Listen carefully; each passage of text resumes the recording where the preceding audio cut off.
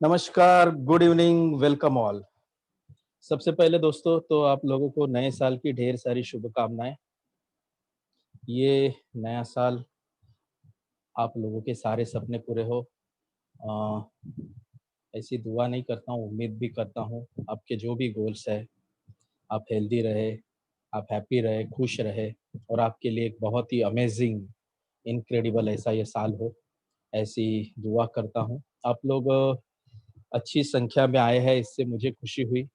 और आप लोगों को भी एक बात समझ में आ गई होगी कि हमारा फ़ोकस देखिए, मतलब आज पहली तारीख है, पहली साल का पहला दिन और हम में से बहुत से लोगों कल रात को लेट सोए होंगे। आज आराम करने का दिन और अभी पूरा साल पड़ा है और उसके बाद भी बिना वक़्त गँवाए ये आज एक बहुत ही इम्पोर्टेंट प्रेज़ेंटेशन आज रखा अपनी टीम के लिए। तो आप लोग आए, उसके लिए आपको आपका अभिनंदन उसके लिए। एक प्रेज़ेंटेशन शुरू करने से पहले जो लोग मुझे नहीं जानते, ऐसा ज़्यादातर तो लगता नहीं मुझे, लेकिन कुछ नाम ऐसे हैं और कुछ लोगों के नाम भी नहीं है। तो सबसे पहले तो उनको रिक्वेस्ट है कि आप आपके जो नाम हैं, अभी वन प्लस 3 में कोई है, मुझे मालूम नहीं है उसे नहीं क्या, बट और एक फॉरएवर एमके है कोई, तो आप आपका वहाँ पे पार्टिसिपेंट में जाके रीनेम करेंगे तो आपको ऑप्शन है आपका नाम टाइप करने का, या तो वो कीजिए आप या फिर आप एक चैट बॉक्स में आपका नाम टाइप कीजिए। शुरू करते हैं, ये प्रेज़ेंटेशन मैं रिकॉर्ड कर रहा हूँ। सो अ, आज का जो प्रेज़ेंटेशन है, मैंने जैसे ऐड में लिखा था, इसकी जो पोस्ट बनाई थी, जो आप लोगों तक पहुँच गई है, उसमें लिखा था, उसका टॉपिक आप में से बहुत लोगों को मालूम है। ये जो प्रेज़ेंटेशन है एक्चुअली ये प्रेज़ेंटेशन जैसे मैं हमेशा बोलता हूँ कि ये प्रेज़ेंटेशन लाइव करने का मज़ा कुछ और है। कुछ बातें बोर्ड पे लिखनी होती है, कुछ बातें आप लोगों का रिएक्शन देखना होता है, कुछ सवाल आपको ऑन द स्पॉट पूछने होते हैं, फिर जवाब लेने होते हैं। इस माध्यम की मर्यादा है और ये हम लोग चैट बॉक्स ओपन रख के फिर आप चैट करेंगे और मैं उसका रिप्लाई करूँगा, ये मुझे उतना जमता नहीं, मेरी लिंक टूट जाती है, तो हमको ये माध्यम की मर्यादा का ध्यान रखते हुए ये प्रेज़ेंटेशन को करना है। तो टॉपिक आज का है कंपनी नंबर 1। जैसे आप लोगों ने देखा होगा इन दिनों एक बहुत ही फ्लॉप पिक्चर आई थी, कुली नंबर 1, फिर पहले हीरो नंबर 1, आंटी नंबर 1, इससे मेरे दिमाग में आया ये बात, कंपनी नंबर 1।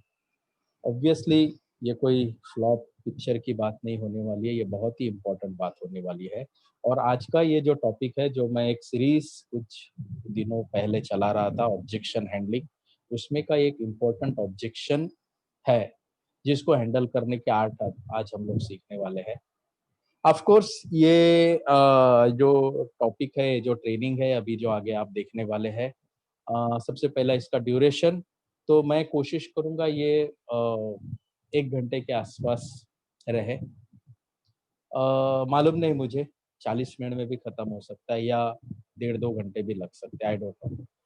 ये प्रेज़ेंटेशन हमने असिस्टेंट सुपरवाइज़र एंड अबोव इन लोगों के लिए ही रखा है। बट कुछ लोग, मुझे रिक्वेस्ट आई जो बहुत सीरियस है, बहुत जल्दी असिस्टेंट सुपरवाइज़र बनने वाले हैं, तो क्या हम उनको अलाउ कर सकते हैं इस प्रेज़ेंटेशन के लिए? तो हमने उनको भी अलाउ कर दिया है। तो सबसे पहली बात ये है कि सिंसियरिटी होनी चाहिए आपके अंदर, ताकि ये आप पूरा प्रेज़ेंटेशन देख पाओ। मैं हमेशा इस टाइप की जो ट्रेनिंग करता हूँ, तो जिन लोगों के भरोसे पे इनकी ट्रेनिंग करता हूँ, मैं पहले उनके पूरे नाम पढ़ता था। काफ़ी लोग हैं वो, तो आज उतने सारे नाम नहीं पढ़ूँगा, लेकिन आप लोगों को मालूम है उनमें से कुछ नाम है, नेपोलियन हिल है, उसके बाद मिस्टर फार्बर है, एडी चाय है, एडमंड रामोस है, ये सब लोग हैं, संतोष नायर है और काफ़ी लोग हैं जिनकी लिस्ट अभी मैं लेके नहीं बैठा हूँ, इनका आधार मैं लेता हूँ ऐसे प्रेज़ेंटेशन पे। तो आपको, और मैं कुछ भी नया मैं देखते रहता हूँ, मैं मेरी स्किल्स अपडेट करने की कोशिश करते रहता हूँ और उसमें से कुछ मुझे अच्छा ऑडियो मिल जाए, कुछ अच्छा वीडियो मिल जाए, तो मेरा प्रयास ये रहता है कि उसको मैं थोड़ा-सा कॉम्पैक्ट करके, क्योंकि वो लंबे-लंबे वीडियो रहते हैं, कुछ बहुत ही छोटे रहते हैं, तो उसको मैं मेरा प्रयास ये रहता है कि उसको मैं मेरे स्टाइल में ढालकर आप लोगों तक एक आसान, सरल लैंग्वेज में आप तक वो चीज़ पहुँचाऊँ और आपको आपका स्किल भी अपडेट कराऊँ। तो ये आज मैं जो टॉपिक हैंडल करने जा रहा हूँ, अगर आप में से किसी ने ये ऑडियो या वीडियो सुना है, तो मैंने वहीं से लिया है ये और अच्छा लगे तो उनका है, अच्छा नहीं लगे तो क्रेडिट मेरा है। सो हम शुरू करते हैं ये प्रेज़ेंटेशन। अच्छा, ये प्रेज़ेंटेशन शुरू करने से पहले जैसे मैंने बोला ये एक ऑब्जेक्शन हैंडलिंग का बात है, सवाल है और इसको कैसे हैंडल किया जाए वो है। वो वहाँ पे कंपनी नंबर 1 पे आने से पहले कुछ बातें आप लोगों से शेयर करनी ज़रूरी है और एंड में हम लोग अभी जो मैं टॉपिक छेड़ने जा रहा हूँ, उसकी बात हम आगे कवर करेंगे ताकि ये पूरे साल का ये प्रोजेक्ट जिसके ऊपर आप लोग काम कर रहे हैं, जहाँ से आपको लगता है कि आपकी लाइफ चेंज हो जाएगी, हमारी तो हो गई। अगर आपको लगता है आपकी भी लाइफ चेंज होनी है, तो आपको ये कुछ बातें हैं, ये सीखनी बहुत ज़रूरी है और उसको अमल करना बहुत ज़रूरी है और उसके लिए अगर मुहूर्त देखने की बात है, तो आज से बढ़िया मुहूर्त दूसरा कोई नहीं होगा। सो आप में से कुछ लोग जो है, जिनको ये बात मालूम है, एक एबीसी फ़ॉर्मूला होता है। जैसे मैंने बोला ना, मुझे अगर बोर्ड होता तो मैं लिखता था, आपको समझाने के लिए ईज़ी होता था। एबीसी। तो ये एबीसी में स आप में से कुछ लोगों को मालूम है ये क्या होता है? देखिए, 2 चीज़ें होती है इसके अंदर इम्पोर्टेंट। ए इज़ फॉर एक होता है adviser, B is for bridge और सी इज़ फॉर क्लाइंट या कस्टमर। जितने भी नए लोग होते हैं वो ब्रिज का काम करते हैं। आपके जो भी क्लाइंट है वो हम तक या आपके जो अपलाइन मैनेजर है उन तक पहुँचाने का आपका ज़िम्मा होता है शुरुआत में और बहुत जल्दी आपको ए बनना है, ए इज़ एडवाइज़र। आपके टीम में जितने भी नए लोग आएँगे वो फिर ब्रिज का काम करेंगे और फिर इस प्रकार से ये बिज़नेस चलता है। आपके जो क्लाइंट है, आपके जो कस्टमर है, जो आपके पास प्रोडक्ट्स के लिए आए हैं या अपॉर्च्युनिटी के लिए आए हैं, दोनों केस में उनको कुछ भी मालूम नहीं है। अगर आप नए हैं, तो आपका रोल एक सेतु का होना चाहिए, एक ब्रिज का होना चाहिए और ये ब्रिज उन क्लाइंट्स को कहाँ तक लेके जाएगा? एडवाइज़र। एडवाइज़र कौन है? जो आपके सीनियर है, आपके मैनेजर है, सीनियर मैनेजर है, मेंटर है, वहाँ तक आपको पहुँचाना। तो ये एक एबीसी रूल होता है। दूसरा एबीसी रूल आज हम थोड़ा-सा समझने वाले हैं और उसके बाद एक ब्रांड न्यू रूल आज मैं आपको समझाने वाला हूँ। जैसे हमने एक सैटमैक सीखा था और जो लोग सैटमैक के ऊपर काम कर रहे हैं, उनको बहुत अच्छा रिज़ल्ट मिल रहा है। जो सैटमैक 10 बार सुन के भी वो अपनी स्टाइल से काम कर रहे हैं, तो वो वहाँ पे सक्सेसफुल नहीं हो रहा है। तो सैटमैक आपको मालूम है, आज मैं उसकी बात नहीं करने वाला। आज हम एक बहुत ही ब्रांड न्यू एक फ़ॉर्मूला सीखने वाले हैं एबीसी के बाद। मेरा गुज़ारिश है आपके नोटबुक, पेन, पेपर, पैड आप तैयार रखिए और हम लोग ये पहला फ़ॉर्मूला जो है एबीसी, ये थोड़ा-सा समझते हैं। ये आप में से ज़्यादातर लोगों को मालूम है। ABC, A is for attitude, B is for belief and C is for commitment. 3 चीज़ें ज़रूरी होती है इंसान को कुछ हासिल करने के लिए। अगर आप बिज़नेस की बात कर रहे हो और आपको एंटरप्रेन्योर बनना है, आपको सक्सेसफुल होना है, आपके लाइफ में जो-जो आप तकलीफ़ें देखते हैं, उन तकलीफ़ों से बाहर निकलना है आपको, आपके फैमिली को एक अच्छा लाइफ़स्टाइल आपको देना है, आपको फाइनेंशियली फ्री होना है, तो ये 3 चीज़ें आपके अंदर होनी बहुत ज़रूरी है। 3 चीज़ों के ऊपर आपको काम करना ज़रूरी है। A is attitude, B is belief and C is commitment. तो लोग बोलते आपको एबीसी मालूम नहीं तो फिर आगे का क्या मालूम होगा? तो आपको ये मालूम होना चाहिए। ए इज एटीट्यूड, एटीट्यूड मतलब आपका नजरिया, आपका दृष्टिकोण। इसके ये तीनों पॉइंट पे मैं ज्यादा बात अभी नहीं करूंगा, एंड में मैं थोड़ी सी बात करूंगा सी के ऊपर। बट ए इज एटीट्यूड, आपका एटीट्यूड कैसा है लाइफ के प्रति देखने का, बिजनेस के प्रति देखने का, आपके काम के प्रति देखने का। और बहुत बार मैं देखता हूँ और इसलिए मैंने यहाँ पे कुछ अनुभवी लोगों को ही इनवाइट किया है। ब वो इसलिए कि लोगों को इस कंपनी से, इस बिज़नेस से बहुत कुछ चाहिए। पैसे चाहिए, लाख रुपया महीना चाहिए। कुछ लोगों को साल का 1 करोड़ रुपया चाहिए। मुझे मेरी किसी से बात हो रही तो उन्होंने बताया मुझे कि मेरा गोल है इस साल का 1 करोड़ रुपया। लेकिन आपका एटीट्यूड क्या है? अगर 1 करोड़ किसी को चाहिए, किसी को 10 लाख रुपए चाहिए इस साल में 2021 में, किसी को 5 लाख रुपए चाहिए, किसी को 20 लाख रुपए चाहिए, मिल सकते हैं क्या? मिल सकते हैं, लेकिन आपका एटीट्यूड चेक करो, आपका नज़रिया देखो। अगर आपको ये 10 लाख रुपए चाहिए इस कंपनी से इस साल में या 50 लाख रुपए चाहिए या 1 करोड़ रुपया चाहिए, तो आप उसके लिए क्या कीमत चुकाने के लिए तैयार हैं? क्या नजरिया है आपका? कितना टाइम आप देने वाले हैं? कितने लोगों की लाइफ चेंज करने वाले, कितने लोगों को हेल्प करने वाले, कितना रिक्रूटिंग के ऊपर ध्यान देने वाले हैं, कितना रिटेलिंग करने वाले हैं? आपकी योजना क्या है? आपकी स्ट्रेटेजी क्या है? और ये स्ट्रेटेजी, योजना, डेवलपमेंट वगैरह-वगैरह सारा डिसाइड तब होगा जब आपका आपके गोल के प्रति, आपके ध्येय के प्रति देखने का दृष्टिकोण, नज़रिया या एटीट्यूड कैसा है। So attitude will decide your altitude. आप कौन-सी ऊँचाई पे पहुँचोगे, ये डिसाइड करेगा आपका एटीट्यूड। तो आज सबसे पहले आपको 1 जनवरी 2021 के दिन में आपको दोबारा से आपका एटीट्यूड चेक करने का टाइम आया है कि आपका एटीट्यूड क्या है इस आपके गोल के प्रति।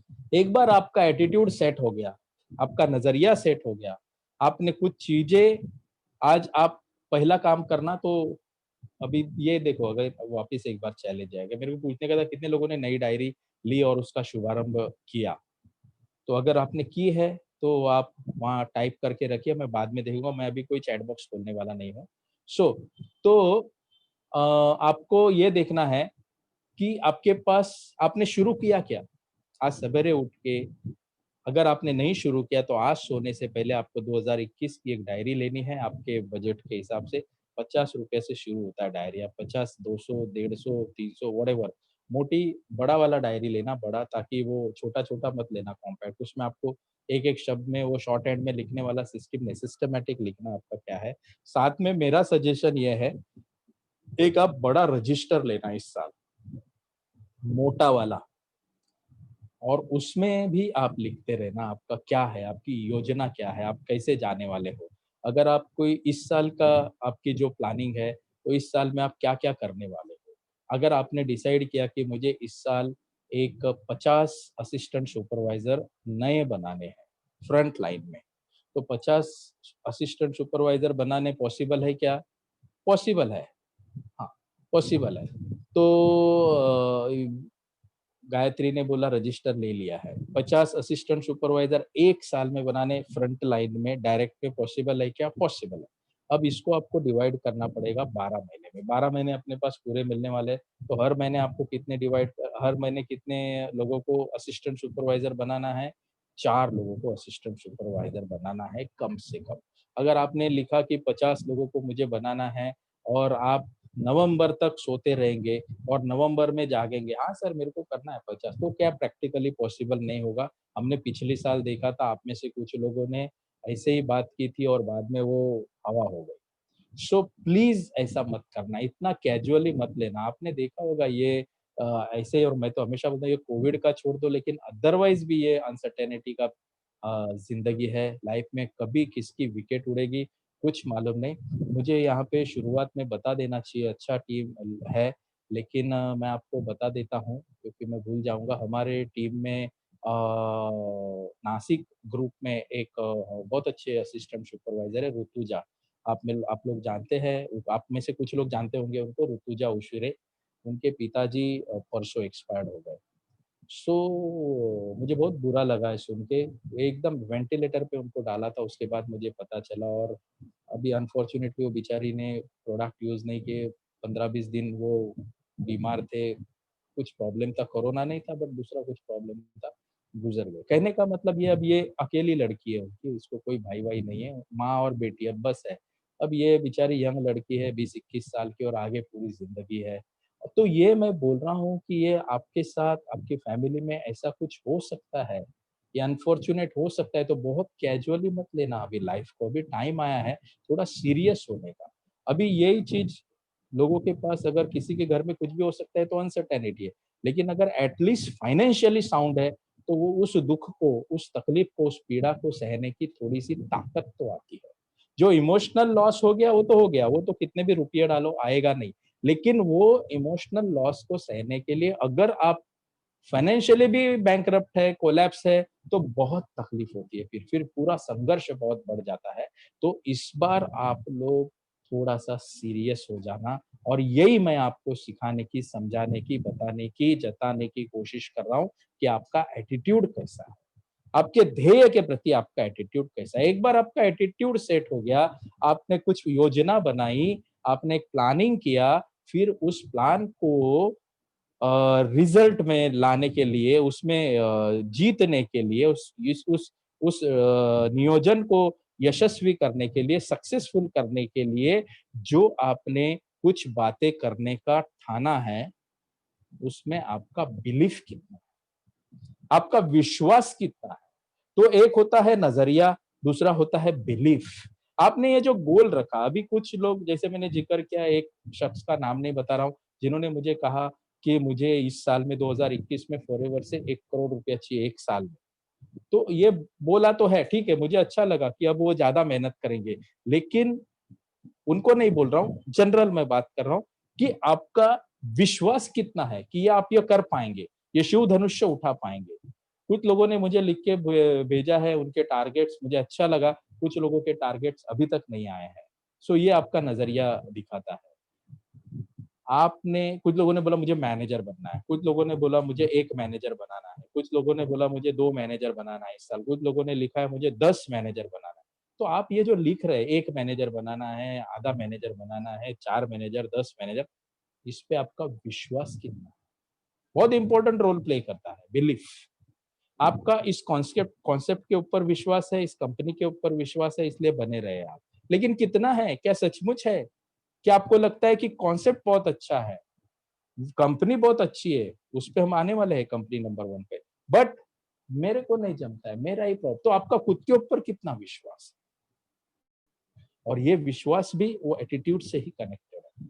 सो पहला होता है आपका एटीट्यूड कैसा है, दूसरा आपका बिलीफ, आपका जो लक्ष्य है उस लक्ष्य को पूरा करने में आप जो कुछ एक्शंस लेने वाले हैं, और एक्शंस तो लेना ही पड़ेगा, काम तो करना ही पड़ेगा, उसके बगैर नहीं होगा कुछ भी। उस पे आपका विश्वास कितना है, आपका बिलीफ कितना है, क्या है सचमुच भी बिलीफ या नहीं है? नहीं है तो चेक कर लो, फैक्ट्स को बराबर सेट कर लो। अगर आपको कुछ डाउट्स है तो क्लैरिटी ले लो, लेकिन विश्वास रखे बगैर आप उसको नहीं कर पाएंगे। विश्वास नहीं है तो कुछ नहीं है। और तीसरा है एबीसी रूल का, सी, सी इज फॉर कमिटमेंट। आप कितने प्रतिबद्ध हो उस उस टारगेट को पूरा करने के लिए। तो ये जो कमिटमेंट वाली बात है, ये मैं इसके ऊपर विस्तृत बात मेरे इस आज के सेशन के एंड में आप लोगों से वो करूंगा। तो 3 चीजें आपको हमने क्या बोलते हैं, आप में से कुछ लोगों को मालूम थी, कुछ लोगों को बिल्कुल नहीं मालूम थी। तो जिन लोगों को मालूम थी उनका रिवीजन हो गया, और जिनको नहीं मालूम थी उन्होंने एक विजन सेट किया कि मुझे एबीसी रूल पे अभी चलना है। एबीसी रूल के 2 मायने होते हैं, एक होता है इस बिज़नेस में आपको जो करना है वो भी एबीसी रूल है। मतलब इस बिज़नेस में जितने भी असिस्टेंट सुपरवाइज़र या जिन्होंने 4, 5, 6, 7 प्रेज़ेंटेशन देखा, अब जो थोड़े ही दिन में असिस्टेंट सुपरवाइज़र बनोगे, उन लोगों का रोल, जो भूमिका जो होती है, वो एक ब्रिज की होती है, ब्रिज। आपके जितने भी क्लाइंट्स आपको मिलने वाले हैं, उन क्लाइंट्स को इस कंपनी से मिलाने की भूमिका, रोल आपका होता है, ब्रिज का। और उन लोगों को कंपनी से मिलाना मतलब कहाँ छोड़ना? समंदर में छोड़ना नहीं, कोई एक सिलेक्टिव आदमी जो आपका मेंटर है, जो आपका मैनेजर है, आपके टीम का जो कोच है, गुरु है, उससे उनको मिलाना, ये आप लोगों का काम है। ये A, B, C, A is for adviser, B is for bridge and C is for client और कस्टमर। बी को बहुत जल्दी ए बनना है। अगर आपको बड़े-बड़े लक्ष्य हासिल करने हैं, मतलब इस साल आपको 10 लाख एंड अबव अगर पैसे कमाने हैं, जो कि प्रैक्टिकली पॉसिबल है इस कंपनी में, तो आपको बहुत जल्दी बी से ए पे शिफ्ट होना है। वो कैसे होंगे? आप वो प्रैक्टिस से होंगे, बात करके होंगे, ये इस प्रकार के प्रेजेंटेशन को मैक्सिमम अटेंड करके होंगे। ये एक एबीसी हो गया। दूसरा एबीसी जो बहुत इंपॉर्टेंट है, एटीट्यूड, बिलीफ एंड कमिटमेंट। अब आते हैं आज के टॉपिक के ऊपर, जो है कंपनी नंबर 1। अभी बहुत बार ये देखा गया है कि एक ऑब्जेक्शन आता है, और ऑब्जेक्शन ये आता है कि कुछ लोग मुझे धीरे से फ़ोन करके बोलते हैं, कुछ लोग बोलते भी नहीं, उसी उलझन में फँस जाते हैं। उनको बहुत बार दूसरी नेटवर्क मार्केटिंग कंपनी के लोग अप्रोच करते हैं, और वो ऑब्जेक्शन हैंडल करने को बहुत बार लोग जमता नहीं उनको, फिसल जाते हैं। और वो लोग जो सामने वाले रहते हैं दूसरी नेटवर्क मार्केटिंग कंपनी के लोग इनको गुमराह कर देते कई लोगों को, क्योंकि इसको ये 3 चीज़ नहीं है, इसमें एटीट्यूड, बिलीफ, कमिटमेंट नहीं है, बराबर से मालूम नहीं है क्या है, क्या चीज़, नया-नया है या पुराना है लेकिन एटीट्यूड नए जैसा है, सीखने की कोशिश नहीं किया, बिलीफ नहीं है उसका, तो दूसरी मार्केट के नेटवर्क मार्केटिंग कंपनी के दूसरे कंपनियों के लोग इनको गुमराह करते हैं और फिर ये इधर से छोड़ के उधर जाता है और चूँकि काम तो कुछ किया नहीं, तो ये किधर भी जाएगा तो सक्सेसफुल नहीं होगा, लेकिन वो ऐसी कंपनी में जाके फँसता है, फिर वहाँ से मालूम पड़ा और एक तीसरा गुमराह करता है क्योंकि कच्चे कान वाले को ऐसा लेके जाना बहुत ईज़ी है, क्योंकि इसको बिलीफ ही नहीं है, इसका कोई बेस ही नहीं है, तो वो लोगों को घुमाना बहुत ईज़ी है और वो फिर दूसरी और तीसरी और चौथी कंपनी में जाके एक अच्छा दुनिया की सर्वश्रेष्ठ आज की तारीख में जिसको प्लेटफ़ॉर्म बोलते हैं नेटवर्क मार्केटिंग, वो मिलने के बावजूद कुछ बातें न मालूम होने की वजह से ये बंदा पूरी ज़िंदगी बर्बाद कर देता है, अपनी और अपने फैमिली की। तो ये इसके बाद ना हो, इसके लिए मैंने ये चीज़ सोची है और मैं काफ़ी दिन से सोच रहा था इस बारे में और मैंने भी सोचा कि इसको हम जनवरी में ही शुरू करेंगे ये चीज़ आप लोगों को बताने के लिए। तो ऐसे लोगों को कैसे हैंडल करना है? अब लोग पूछते हैं कि बेस्ट नेटवर्क मार्केटिंग कंपनी कौन-सी या नंबर 1 नेटवर्क मार्केटिंग कंपनी कौन-सी? या मेरी कंपनी ऐसी है, तुम्हारी कंपनी ऐसी है, वगैरह, मेरी साड़ी तुम्हारी साड़ी से सफ़ेद कैसी, वगैरह, वगैरह टाइप का ये चर्चाएँ चलती है वो लेवल पे। और मेरे को क्या बुरा लगता है कि ये बंदा अभी जिनको मालूम है, उसको पूछने के बजाय ऐसे आदमी के साथ चर्चा करता है जिसको कुछ मालूम नहीं और अपनी पूरी करियर खराब कर लेता है। तो वो ना हो, इसलिए मैं ये चीज़ आज आप लोगों के साथ शेयर करने वाला हूँ और इसमें एक फ़ॉर्मूला है, ये फ़ॉर्मूला है PQRST, ये फ़ॉर्मूला आज हम सीखने वाले हैं। तो ये जो फ़ॉर्मूला है बहुत इम्पोर्टेंट है, जैसे मैंने सैटमैक आप लोगों से किया था डिस्कस और उसपे कुछ लोग काम कर रहे हैं। तो PQRST ये आपको ध्यान भी रहेगा बहुत अच्छे से और इसके ऊपर आज हम लोग चेक करेंगे कुछ बातें।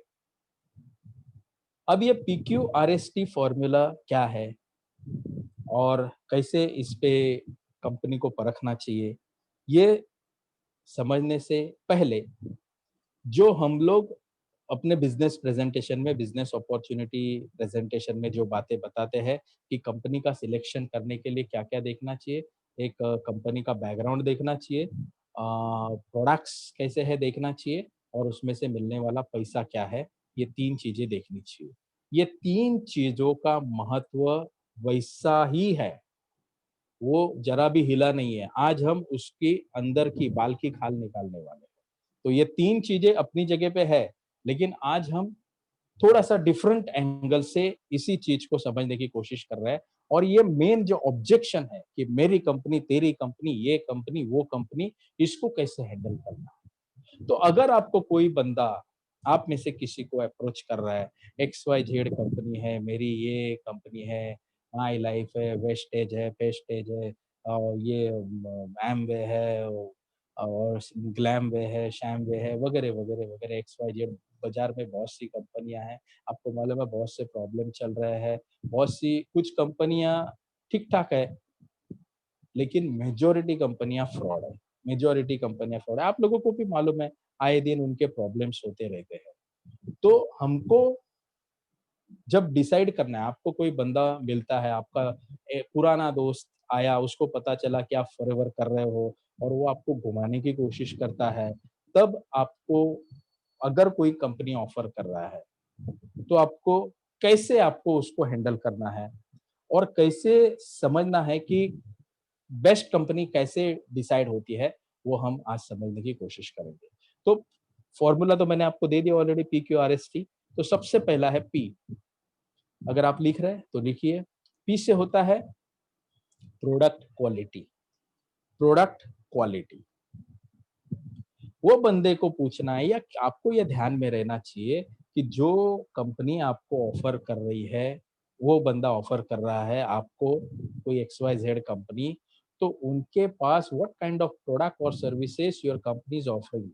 आपकी कंपनी कौन से टाइप के प्रोडक्ट या सर्विसेज ऑफर कर रहे हैं, ये आपको समझ लेना जरूरी है।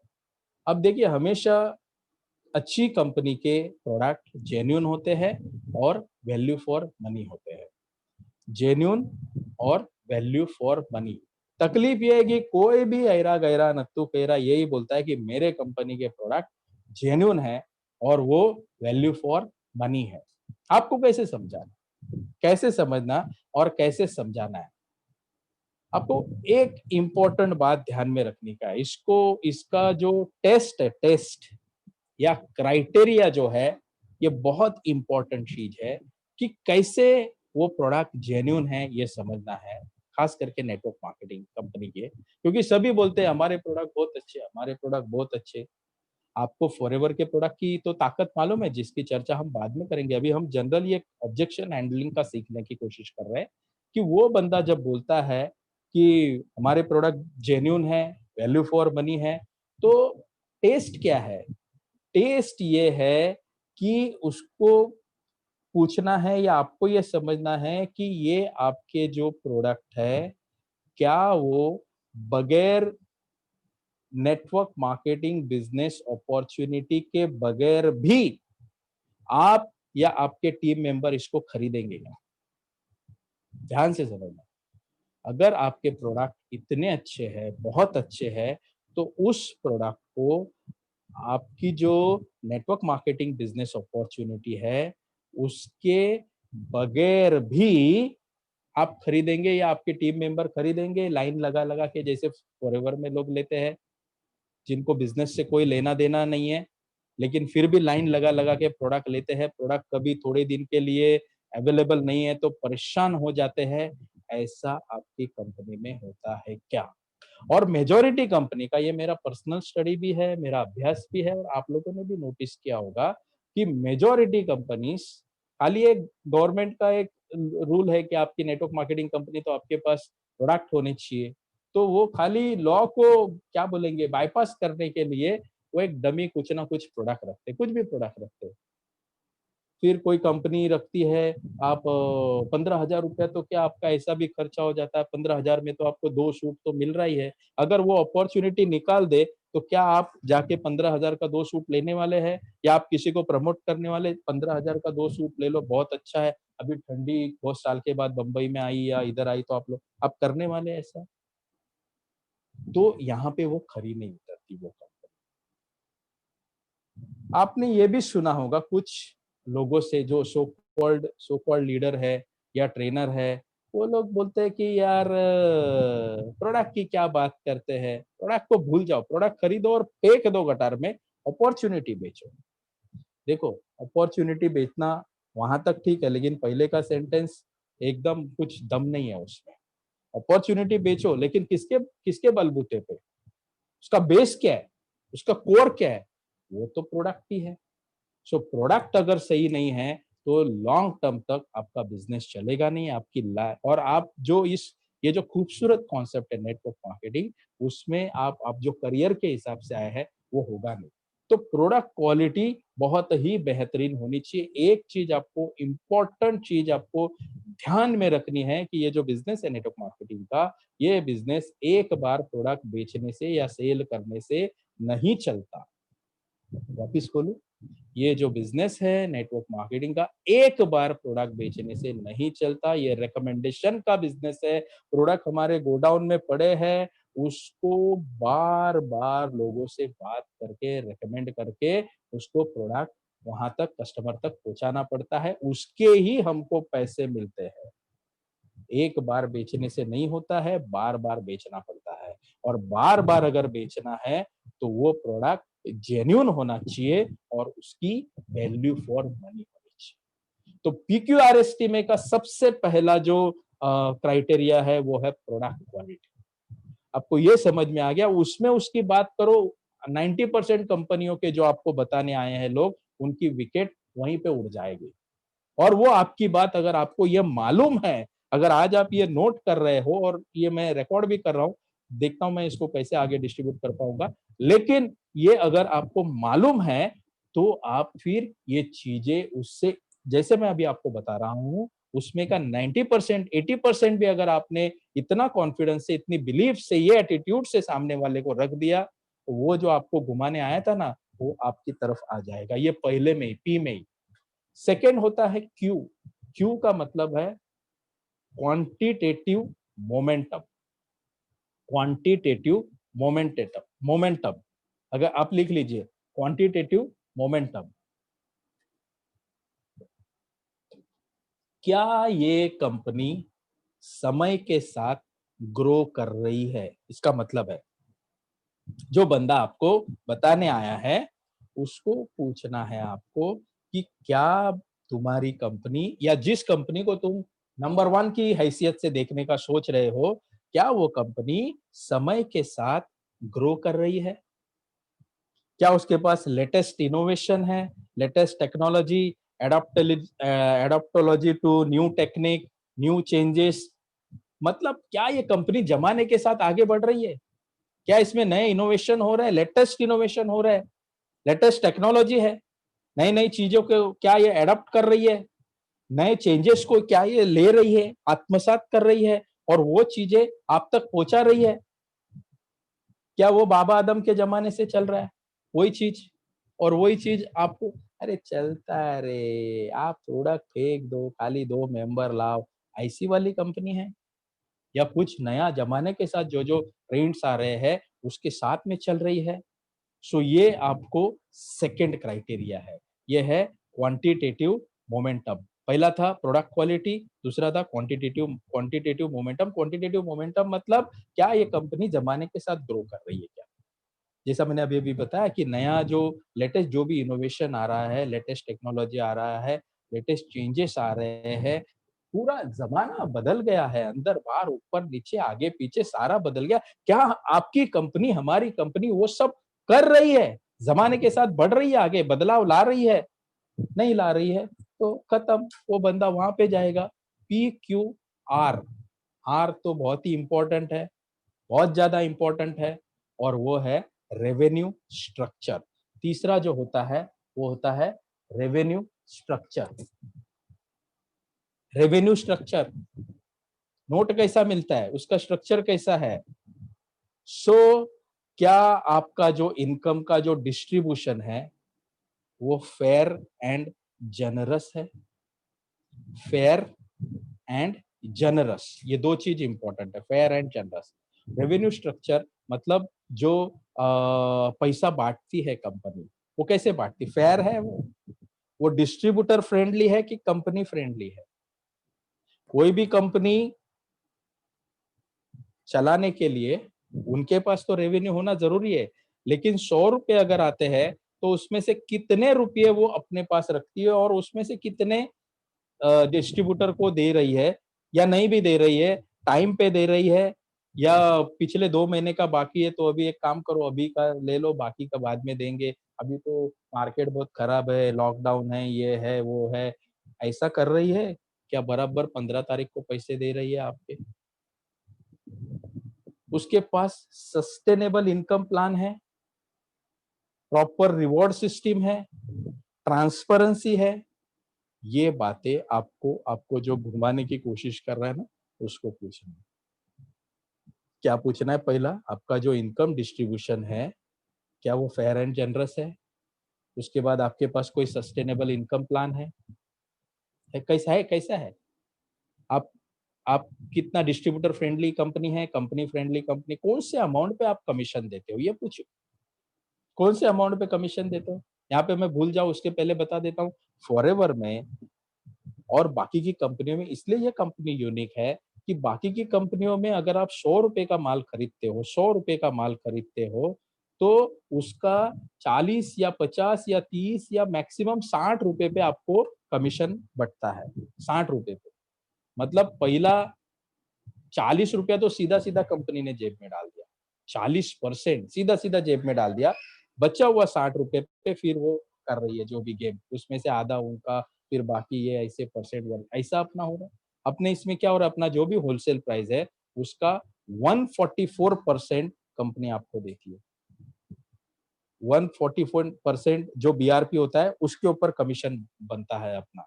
मतलब बोनस रिकैप प्राइस जो अपना है वो होलसेल प्राइस का 144% है। तो हमको ये पूछना चाहिए, अच्छा आपका इनकम प्लान कैसा है, मेन जो प्लान है वो कैसा है।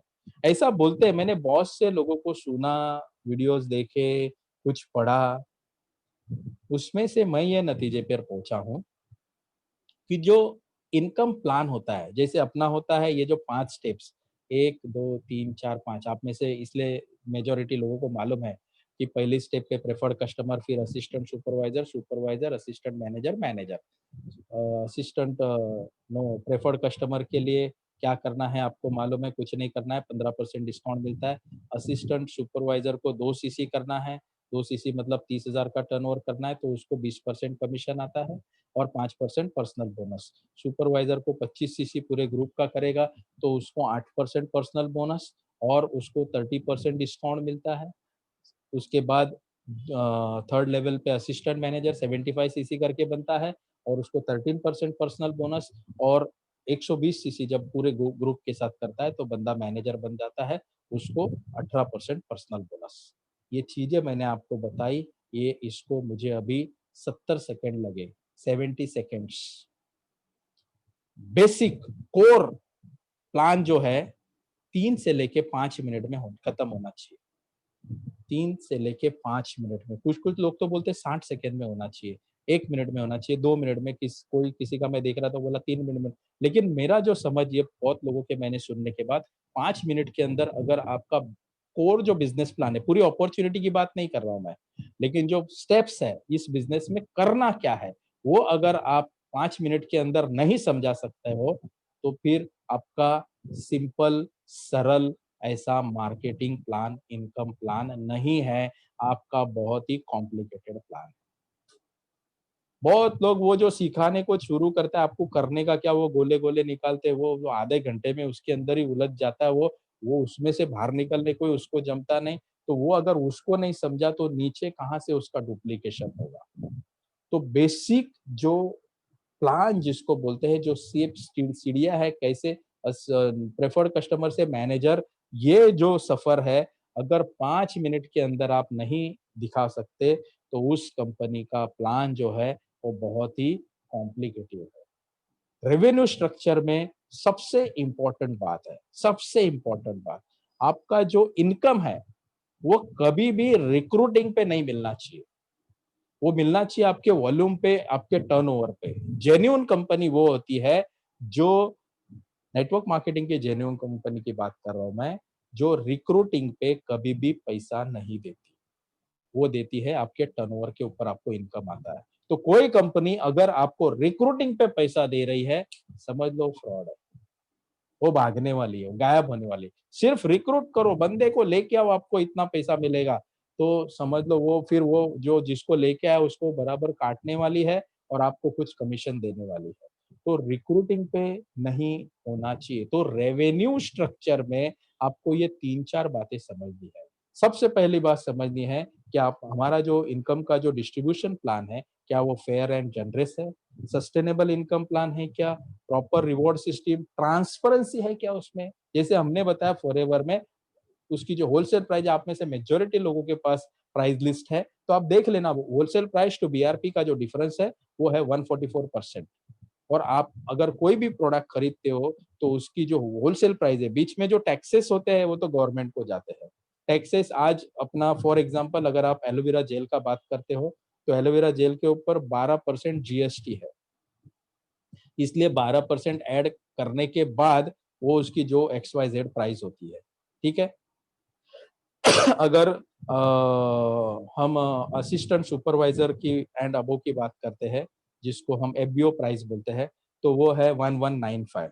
मेरे को अभी एग्जैक्ट मेरे हाथ में प्राइस लिस्ट नहीं है, तो मुझे मालूम नहीं उसका होलसेल प्राइस एग्जैक्ट कितना है, बट उसके होलसेल प्राइस के ऊपर 12% जीएसटी ऐड करने के बाद ये 1195 आता है।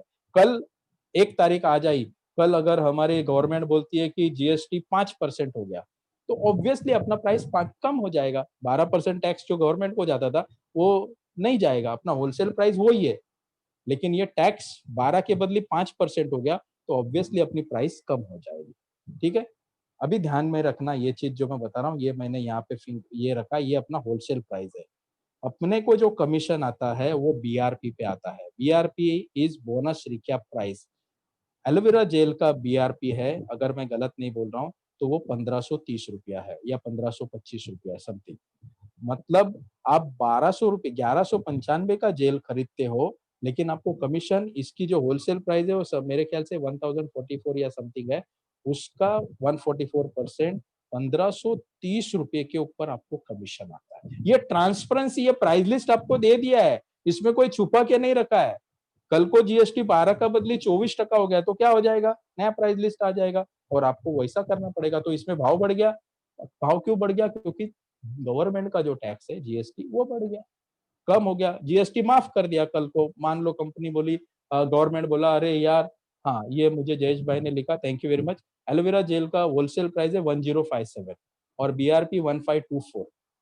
तो ये ट्रांसपेरेंसी की मैं बात कर रहा हूं। जब आपको मालूम है कि आपकी company forever living product wholesale price का 144% अमाउंट के ऊपर आपका फिर जो लेवल है वो लेवल का आपको कमीशन देती है, तो ये ट्रांसपेरेंसी उसके पास है क्या? उसकी कंपनी के पास है क्या? ये मैं आपको PQRS की 5 बोलते हैं ना, क्लीन बोल्ड करने वाले आपको बॉल दे रहा हूं। जो आपको गुमराह करने आ रहा है उसको एक एक करके हर बॉल पे दांडी उड़ाने वाले ये बॉल है। और ये उसको ये क्वेश्चंस आपको करने हैं। बट ये क्वेश्चन आप कब कर पाएंगे? जब आपको ये मालूम होगा। तो मालूम कब होगा? जब आपने ये सीखने के लिए मेहनत लिया। तो मेहनत कब लेंगे? जब आपका आपके गोल के ऊपर, आपके ध्येय के ऊपर विश्वास रहेगा। तो विश्वास कब रहेगा? जब अगर आपने उसको सीरियसली लिया, आपका एटीट्यूड कैसा है उसके ऊपर है। सो ये तीसरा रेवेन्यू स्ट्रक्चर के बाद चौथा आता है support system. S, PQRS, S is for support system. Support system क्या है आपकी कंपनी की? आपको कंपनी क्या चाहती है कि आपको एक सेल्समैन बना के छोड़ देवे? यहाँ से खरीदो और जाओ, टिंग टोंग, हेलो ये ले लो एलोवेरा जेल, ये एलो जेली, खाली सेल्समैन बना के छोड़ना है या एक अच्छा एंटरप्रेन्योर बनाना है? कंपनी का क्या मोटो है, क्या गोल है? और ये सपोर्ट सिस्टम में कंपनी क्या प्रोवाइड कर रही है?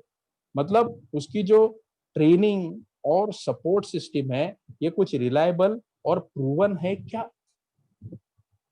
क्या ये सपोर्ट सिस्टम आपको डेवलप कर पाएगा? उसको पूछो। बहुत सी कंपनियां ऐसी है मार्केट में जिनके पास ये कुछ है ही नहीं।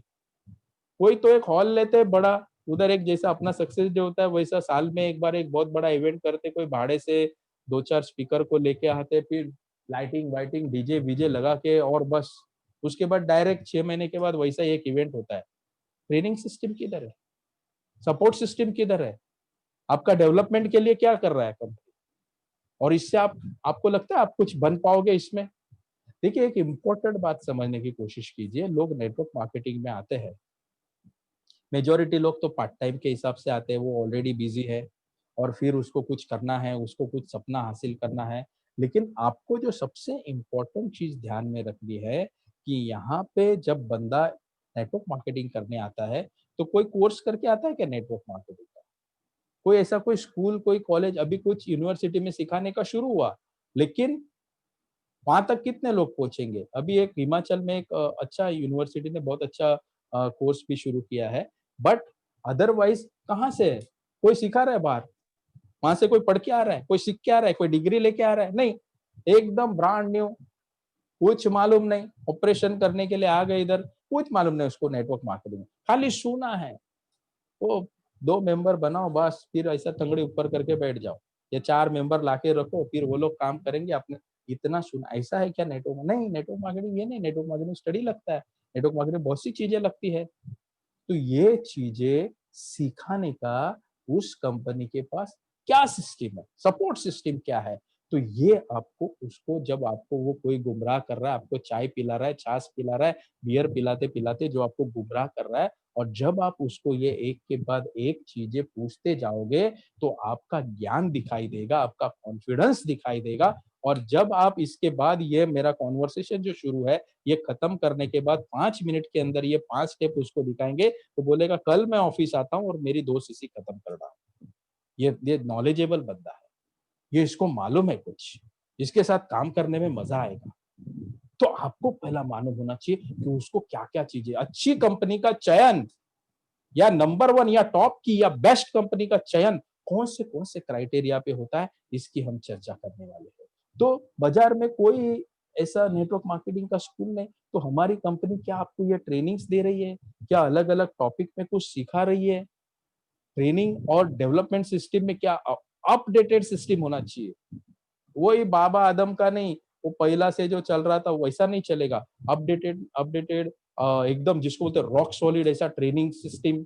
अभी हम मैंने खुद ने बहुत कुछ चीज़ें करके और मेरे साथ में जो 10-10 साल से वो लोग भी बोलते हैं, हाँ सर अभी को हमको भी नया-नया चीज़ सीखने मिलता है। नया-नया चीज़ क्यों सीखने मिलता है? क्योंकि मेरा और मैं जिस कंपनी का प्रतिनिधित्व करता हूँ, मेरा गोल ये है, हमारे साथ जो भी बंदा जुड़े, क्योंकि ये जो कॉन्सेप्ट है बेहतरीन कॉन्सेप्ट है और फॉरएवर लिविंग प्रोडक्ट इस कॉन्सेप्ट की सर्वोत्तम कंपनी है, ये मुझे मालूम है और मेरे साथ जो भी बंदा जुड़ रहा है, वो उसके जो भी प्रॉब्लम्स है उसमें से बाहर निकल के वो अपनी एक फैमिली को, समाज को एक कुछ दे, कंट्रीब्यूट करे और इसके लिए मैं इतनी मेहनत करता हूँ और आप लोगों तक ये लेके आता हूँ। तो updated knowledge, updated trainings, updated tools provide कर रही है आपकी कंपनी या कोई आपके कोच या मेंटर, तो ये हमको देखना है, ये उसको पूछना है।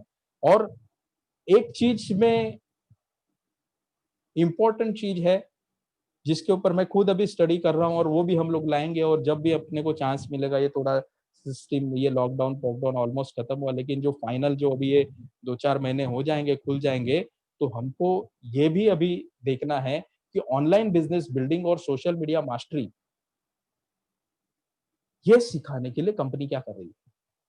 Online business building and social media mastery.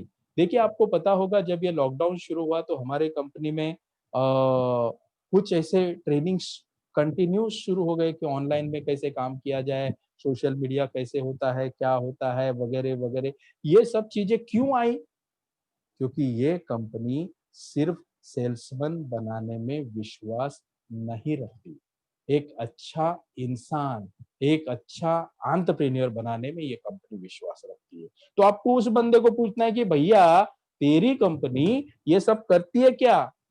तेरे पास ये training, development system, support system और ये सब है क्या? अपडेटेड नॉलेज, अपडेटेड इंफॉर्मेशन ये डिस्ट्रीब्यूटर तक पहुंचाती है क्या? कि 6 महीने में एक बार किधर तो षणमुखानंद हॉल में फंक्शन करेगा, 3,000 लोग इकट्ठा करेंगे, उधर नाच गाना धमाल ये वो मोटिवेशन के लिए बाजार से भाड़े से लोग लेके आएंगे और वही लोगों को गर्म करेंगे, एनर्जी डालेंगे। बस तू खाली लेके आ, मेंबर लेके आ, मेंबर लेके आ, मेंबर लेके आ, बस तू अमीर बनेगा, तू ऐसा हो जाएगा, तू तेरा ये हो जाएगा, वो हो जाएगा। बस यही करते हैं कि सचमुच तेरे अंदर तेरे जो एकदम अंतर्बाह्य जो बदलाव है, परिवर्तन है, चेंजेस है, तेरे अंदर एक अच्छा इंसान बनाने के लिए क्या मेहनत कर रहे हो? तो सपोर्ट सिस्टम क्या है?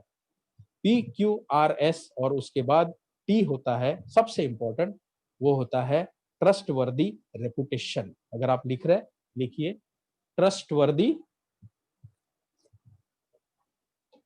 ट्रस्टवर्दी रेपुटेशन, ट्रस्टवर्दी रेपुटेशन मतलब आपकी कंपनी की क्रेडिबिलिटी क्या है?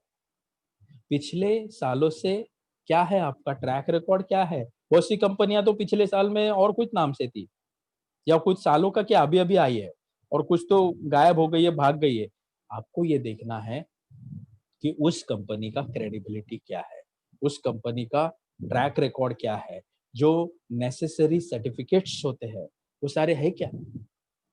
अगर आप फॉरएवर लिविंग के कोई किसी भी ऑफिस में जाओगे, अगर आप में से ज्यादातर लोग आपका अपना जो हेड ऑफिस है वो एक्सेसिबल है, अभी आप वहां पे आप आ सकते हैं, भले लॉकडाउन है लेकिन आप अंदर आ सकते हैं। अगर आपने देखा काउंटर के आसपास सारे सर्टिफिकेट्स फ्रेम करके लगाए हैं और उस सबकी सभी सर्टिफिकेट्स की कॉपी अपने जितने भी आरडीओ है वहां पे लगाई हुई है। ऊपर ट्रांसपेरेंट कंपनी है, तुम्हारे पास ये लाइसेंस है क्या, वो लाइसेंस है क्या, लगा है ऑलरेडी। सारे सारे जितने भी नेसेसरी सर्टिफिकेट्स है, वो सारे सर्टिफिकेट्स एकदम जैसे मेडल लगाते हैं ऐसे डिस्प्ले में लगा दिए। कोई वो नहीं है, मतलब कुछ छुपा के रखा है, हिडन चीज कुछ नहीं है, सारा खुला कारोबार, ट्रांसफर। तो ये आपकी कंपनी का है क्या? आपकी कंपनी की पॉलिसी बुक है क्या? पॉलिसी बुक पूछो, वहां पे ये फाइनल बॉल है। पॉलिसी बुक ही नहीं है किसने कंपनी की, क्योंकि उनकी कोई पॉलिसी ही नहीं। सेठ जो डिसाइड करेगा वो अभी जो चल रहा है तो वैसे हवा वैसे बना लो, उसका टारगेट हो गया, उसको गायब होना है। पॉलिसी है क्या? P&P बोलते हैं इसको, पॉलिसी एंड प्रोसीजर है क्या?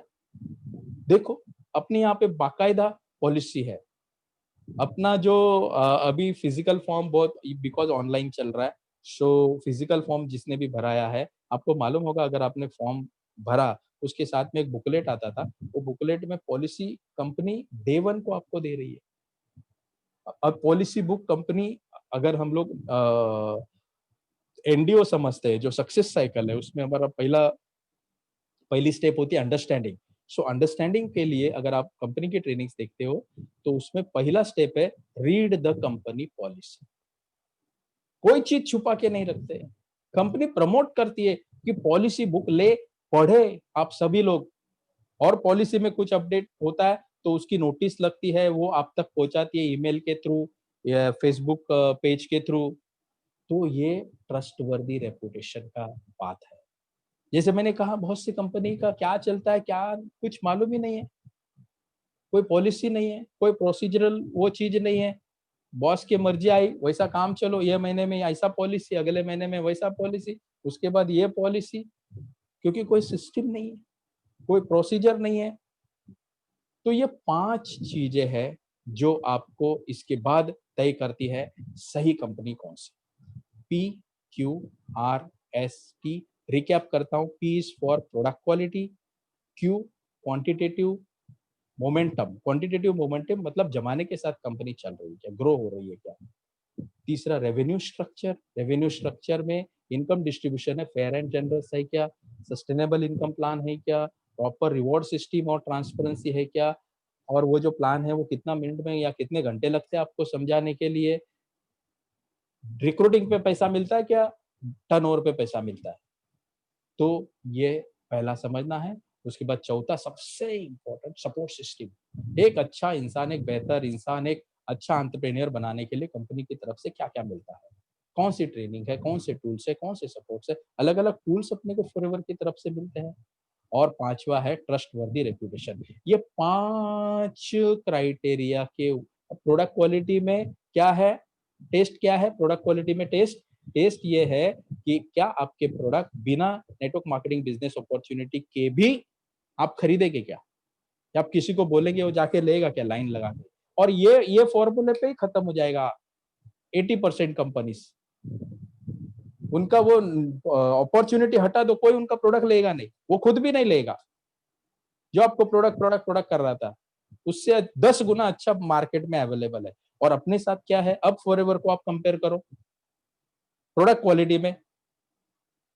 मैंने बताया कि कितने तो ऐसे कस्टमर्स हैं जो जिनको नेटवर्क मार्केटिंग से या बिजनेस से कोई लेना देना नहीं, और बेचारे कहाँ कहाँ से आके अपने ऑफिस में लाइन लगा लगा के वो लोग प्रोडक्ट लेके जाते हैं। आपने आपकी आंखों से देखा होगा, और आपने भी कितने लोगों से देखा होगा जिनको कि ये अपॉर्चुनिटी से या नेटवर्क मार्केट, कोई उनको सिर्फ प्रोडक्ट से मतलब है। क्यों मतलब है? क्योंकि अपने प्रोडक्ट जो है वो वैल्यू फॉर मनी नहीं है, जेन्यून है, और इसकी कोई तोड़ नहीं है। जिस सेगमेंट में हम लोग काम कर रहे हैं उसमें हम नंबर 1 है। सो प्रोडक्ट क्वालिटी आपने खुद ने देखा है, आपका ये बिलीफ होना चाहिए, और वैसे प्रेजेंट करने के लिए आपका एटीट्यूड वैसा होना चाहिए। दूसरा उसमें देखो आप, क्यों क्वांटिटेटिव मोमेंटम। 1978 में जब कंपनी शुरुआत हुई थी, तो आपको पता है, आप में से कुछ लोगों को नहीं पता होगा, मैं आपको बता देता हूँ, ये बातें हमने काफी बार शेयर करी है। रेस्पॉन्स साहब रियल एस्टेट का काम करते थे, रियल एस्टेट का। उसके पहले वो एक किसान फैमिली में थे, जिसका मैं बहुत बार जिक्र करता हूँ।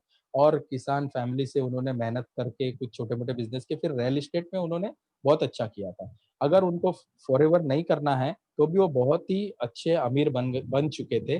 लेकिन उन्होंने फॉरएवर इसलिए किया, एक ऐसा मौका, एक अपॉर्च्युनिटी और खास करके नेटवर्क मार्केटिंग इसलिए बनाई ताकि वो हज़ारों, लाखों, करोड़ों लोगों के दिलों को छूने का और उनको हाथ देने का, साथ देने का उनका लक्ष्य था। उसमें वो सफल हो गए और इसलिए उन्होंने ये इतना कंपैरेटिवली थोड़ा तकलीफ वाला रास्ता अपनाया। जब वो आज जहाँ पे अपना हेड ऑफिस है, आप में से बहुत से लोगों ने उसका पिक्चर देखा होगा। तो उस हेड ऑफिस में अलग-अलग ऑफिसेस हुआ करते थे, किसी ज़माने में 78 की बात है।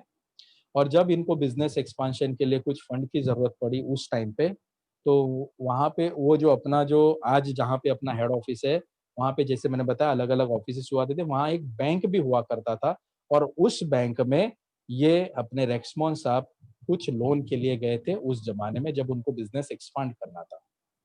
और उस वक़्त वो जो जो वहाँ बैठा था मैनेजर, उसने देखा इनका प्रपोज़ल और जब उन्होंने देखा कि ये नेटवर्क मार्केटिंग कॉन्सेप्ट पे काम करने वाला है, तो चूँकि नेटवर्क मार्केटिंग के बारे में बहुत गलतफ़हमियाँ हैं, तो लोग समझने की कोशिश नहीं करते। वो बंदे ने भी बिना सोचे-समझे इनका जो प्रपोज़ल था वो डिनाई कर दिया। इनको बोला नहीं, नहीं, नहीं मिलेगा, आपका ये नहीं मिलेगा, ये सब एलोवेरा-वेलोवेरा फिर आप ये नेटवर्क मार्केटिंग करेंगे, ये तो पिरामिड स्कीम होता है, पोंज़ी स्कीम होता है, चेन सिस्टम होता है, तो ये नहीं चलेगा और उनको डिनाई किया था।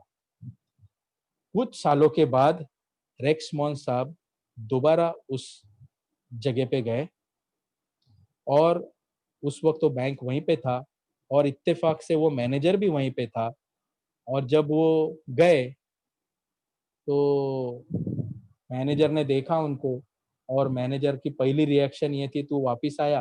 क्योंकि उस वक़्त रेक्समोन साहब ने उसको बहुत कन्विंस करने की कोशिश की थी, लेकिन वो मानने को तैयार नहीं था, तो वो मैनेजर के एकदम दिमाग में फिट था, उसको बराबर से याद था। तो उसने बोला कि तू वापिस आया? तेरे को मालूम है मैं तेरे को लोन नहीं देने वाला हूँ, तेरे को लोन नहीं मिलेगा। रेक्समोन साहब ने उसको बोला कि आज मैं लोन लेने के लिए नहीं आया हूँ, आपको खाली इन्फॉर्म करने के लिए आया हूँ कि आपका ये जो बैंक है ना, ये जो जगह है, ये पूरा प्रीमाइसेस मैंने खरीद लिया है, आप मेरी प्रीमाइसेस में बैठे हो। इसको बोलते हैं प्रोग्रेस, इसको बोलते हैं ग्रोथ और आज 160 देशों में आज कोई लोन लेने की ज़रूरत नहीं है। आज इतने डॉलर्स कंपनी के अकाउंट में है कि कहीं से कोई भी लोन नहीं है अभी। इसको बोलते हैं ग्रोथ ज़माने के साथ बढ़ना। 1 देश से शुरू किया था, फिर 10 देश, 15 देश, 75 देश, आज के तारीख में 160 प्लस कंट्रीज़। एग्ज़ैक्ट मालूम नहीं है, मेबी 165 रहेगा। टोटल 194 कंट्रीज़ है। इसको बोलते हैं क्वांटिटेटिव मोमेंटम। पहले काम हाथ से हुआ करता था। सीसीज़ भी हाथ से लोग कैलकुलेट करते थे, कंप्यूटर नहीं थे, फिर कंप्यूटर आए, फिर टेक्नोलॉजी आई, फिर अलग-अलग सिस्टम आया। आज देखो 160 देशों में 15 तारीख को डॉट लोगों का पैसा जाता है। ये आप सोचने वाली बात है कि कौन-सा सॉफ्टवेयर के ऊपर करोड़ों, अरबों रुपए उन्होंने खर्चे किए हैं, ताकि 31 तारीख को महीना खत्म होता है, उसके बाद सबका वो कैलकुलेट करना, सबके लेवल्स कैलकुलेट करना, सबके कमीशंस कैलकुलेट करना और 15 तारीख को अगर हमको मिलता है तो 7 या 8 तारीख तक बैंक में वो पैसा पैसा पहुँचाना और ये सब करना, ये नए-नए इनोवेशन, नए-नए टेक्नोलॉजी अगर एडॉप्ट नहीं करती कंपनी, तो ये पॉसिबल नई-नई चीज़ें आ रही है, प्रोडक्ट में नए-नए चीज़ें आ रहे हैं, लेटेस्ट जो ट्रेंड चलता है वो अपने पास होता है। अभी अपना इंडिया में थोड़ा-सा तकलीफ होता है क्योंकि वो गवर्नमेंट की पॉलिसीज़ है, वो आप छोड़ दो, लेकिन जहाँ से बनता है, वहाँ पे तो बहुत नई-नई चीज़ें आ रही हैं। जैसे स्किन के ऊपर स्किन और कॉस्मेटिक की जो इंडस्ट्री है, बहुत तेज़ी से बढ़ रही है। पर्सनल केयर की इंडस्ट्री बहुत तेज़ी से बढ़ तो उसमें क्या इनोवेशंस आए नया? उसमें क्या नई टेक्नोलॉजी डाले? उसमें कौन से और एडवांस प्रोडक्ट्स आए? इसके बारे में सतत निरंतर सोच होती है। इसको बोलते हैं क्वांटिटेटिव मोमेंटम। तो जो क्वांटिटेटिव मोमेंटम अपने पास है, अपने जैसा सोच और अपने जैसी ग्रोथ कोई अपने नज़दीक नहीं आ सकता। ये आपको मालूम होना चाहिए। बेस्ट कंपनी कौन-सी नेटवर्क मार्केटिंग। तीसरा रेवेन्यू स्ट्रक्चर मैंने इसी में कवर किया। Fair and generous distribution plan है, इनकम का डिस्ट्रीब्यूशन। डिस्ट्रीब्यूटर फ्रेंडली आपको मालूम है ₹100 का अगर टर्नओवर होता है, ₹70 उसी देश में डिवाइड किया जाता है। अगर इंडिया में ₹100 का अगर टर्नओवर हुआ, तो ₹30 होम ऑफिस में जाता है। ₹30 में मैन्युफैक्चरिंग कॉस्ट, डिस्ट्रीब्यूशन, वो लोग की सैलरी, मेंटेनेंस, उसके बाद प्रॉफिट, ये सब ₹30 में आता है और बाकी ₹70 70% वो डिस्ट्रीब्यूटर्स में बांटे जाते हैं। So this is distributor friendly plan. Policy decide हो गई है, सेट हो गई है, नए नए उसके अंदर लेटेस्ट संशोधन होते, अपग्रेडेशन होते हैं, बट वो हमेशा डिस्ट्रीब्यूटर के फेवर में रहते हैं। डिस्ट्रीब्यूटर को तकलीफ ना हो, डिस्ट्रीब्यूटर को उनकी जिंदगी और आसान कैसी हो, ये हमेशा सोच रहती है। डिस्ट्रीब्यूटर फ्रेंडली पॉलिसी होती है। सपोर्ट सिस्टम बेस्ट है, बेहतर है। अलग अलग ट्रेनिंग्स होती है, अभी जैसे ऑफलाइन आप में से बहुत से लोगों को मालूम है, ट्रेनिंग्स होती है अलग अलग। और मुझे इत्तेफाक से पर्सनली इसका बहुत अच्छा मौका मिला। आप लोगों में से कुछ लोग मुझे जानते हैं कि ये इंडिया में पहला ट्रेनर्स कमिटी नाम का एक जो कमिटी था, वो मुंबई में हमने फॉर्म किया था और उसमें मेरा एक बहुत बड़ा रोल था, क्योंकि मुझे बहुत अच्छा लगता है। और उस वक्त के जो एग्जिस्टिंग कंट्री मैनेजर्स थे, उससे मेरा पर्सनली बहुत अच्छा ट्यूनिंग था और मेजोरिटी लोगों का बहुत अच्छा ट्यूनिंग था उसमें इंडिया में, क्योंकि उनका नेचर ही जैसे वो जनरस हम बोलते हैं वैसा नेचर था। तो और मेरे को पर्सनली उस वक्त बहुत ज़्यादा काम करने को मिला उनके साथ कि कैसे ट्रेनिंग होनी चाहिए, क्या होना चाहिए। तो ये इसके बारे में हमारी कंपनी और हमारा होम ऑफिस बहुत सोचता है। ये सपोर्ट सिस्टम है, नए-नए टूल्स क्या देने चाहिए, कौन से बुक्स बनने चाहिए। जैसे अपने यहाँ पे एक है फर्स्ट स्टेप टू मैनेजर, ये टूल जो है, ये टूल को अगर आपने बराबर से समझ लिया और इसको इम्प्लीमेंट किया, आपको कोई तकलीफ नहीं आएगी। कैसे आपका प्रोडक्ट लॉन्च करना है, कैसे आपको प्रोडक्ट लॉन्चिंग पार्टी करनी है, कैसे लोगों को इनवाइट करना है, कैसे आपको वॉल्यूम मैपिंग करनी है, सारा टूल एक ही बुक में है। उसका नाम है फर्स्ट स्टेप टू मैनेजर। तकलीफ की बात है, हम में से बहुत से लोगों के पास वो बुक अभी तक नहीं है। अच्छा, सॉफ्ट कॉपी आप डाउनलोड्स में जाओ अपने वहाँ पे डाउनलोड्स में है, तो वो आप ले सकते हैं। उसको उसको अंदर घोट डालिए पूरा। खाली ये एक टूल भी आपके लिए बहुत अच्छा है, फर्स्ट स्टेप टू मैनेजर। अलग-अलग एक उसके बाद एक है, एक उसका नाम मैं भूल गया, मिसिंग लिंक्स या ऐसा कुछ बुक है। अगर आपका अपलाइन नहीं है, तो योर अपलाइन एक बुक है। ये एक टूल है, कितने लोगों का अपलाइन के साथ थोड़ा लफड़ा रहता है, तो वो क्या करे ऐसी सिचुएशन। अभी तो मैं बैठा हूँ, लेकिन मेरे तक नहीं पहुंच पाते, तो अपलाइन नाम का एक बुक है।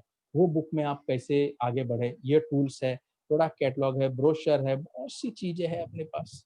अभी ये ऑनलाइन आ गया है बहुत सा चीज, तो वहां पे अपने ये जो अभी करंट एग्जिस्टिंग जो कंट्री मैनेजर है हरीश सिंगला, ये खुद आते रहते हैं। अभी कल कल भी उन्होंने एक वीडियो डाला था, वो खुद ट्रेनिंग्स करते हैं।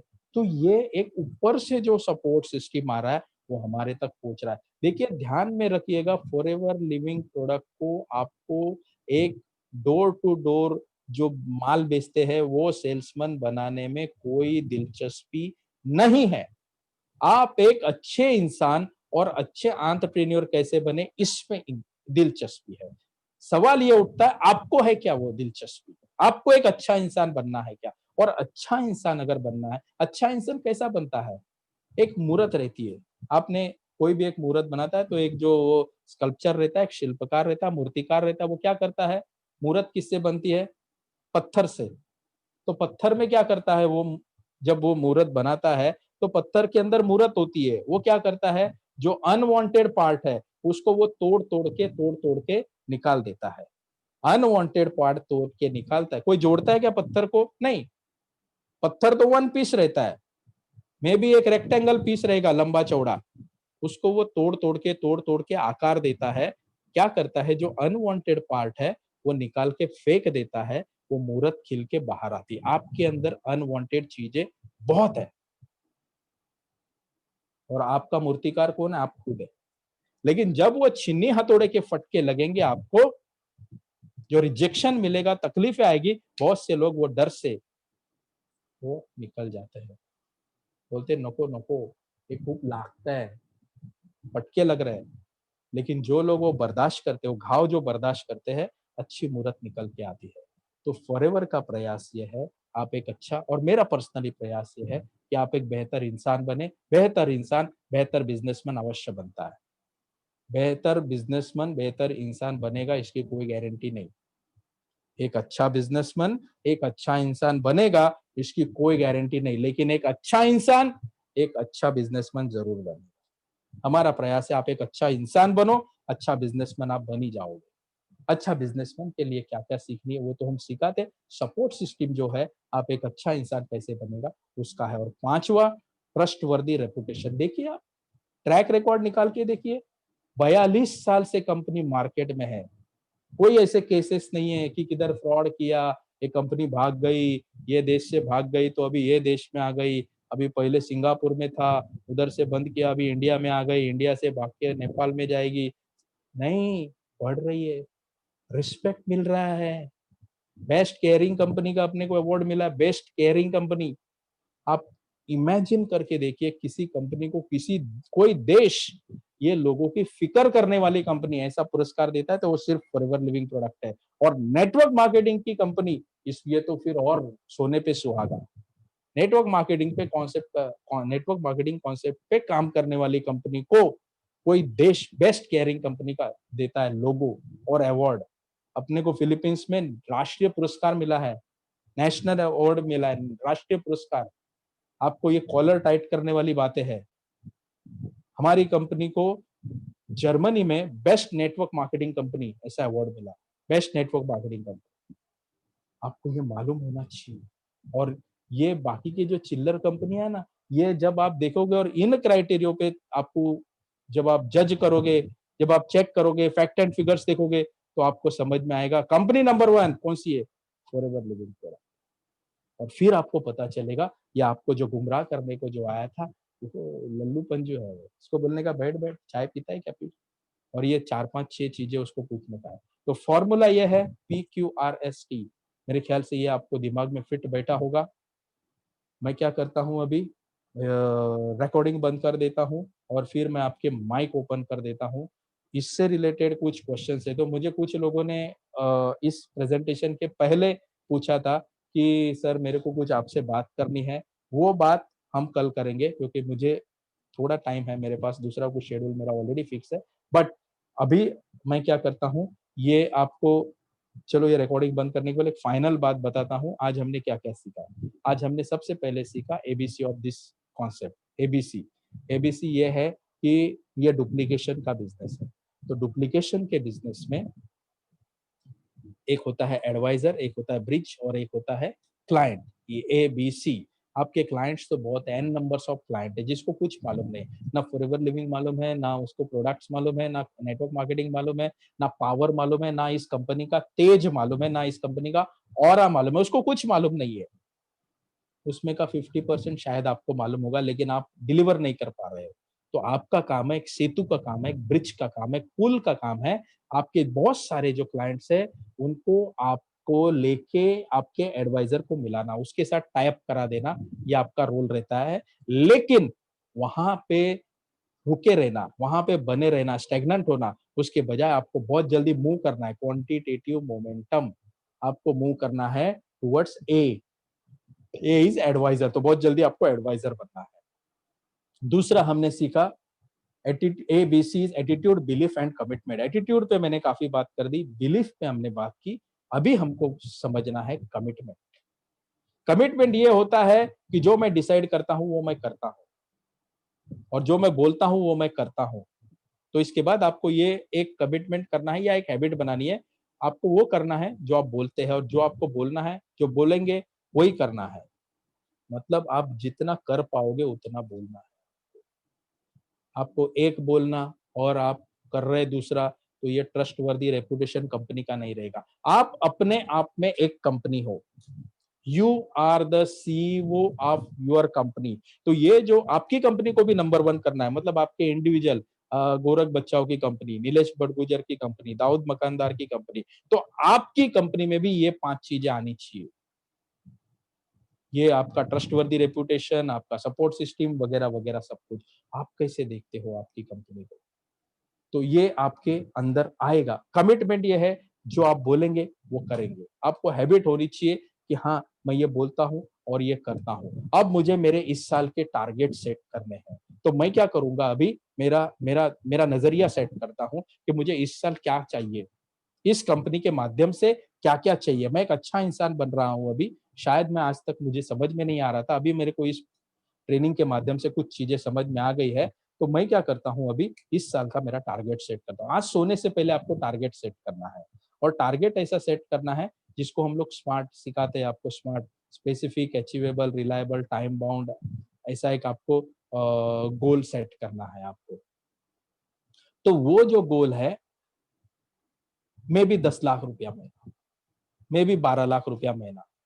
जो भी लोग असिस्टेंट सुपरवाइजर है, मेरा सजेशन है 6 लाख प्लस का आप टारगेट इस साल के लिए सेट कर दो।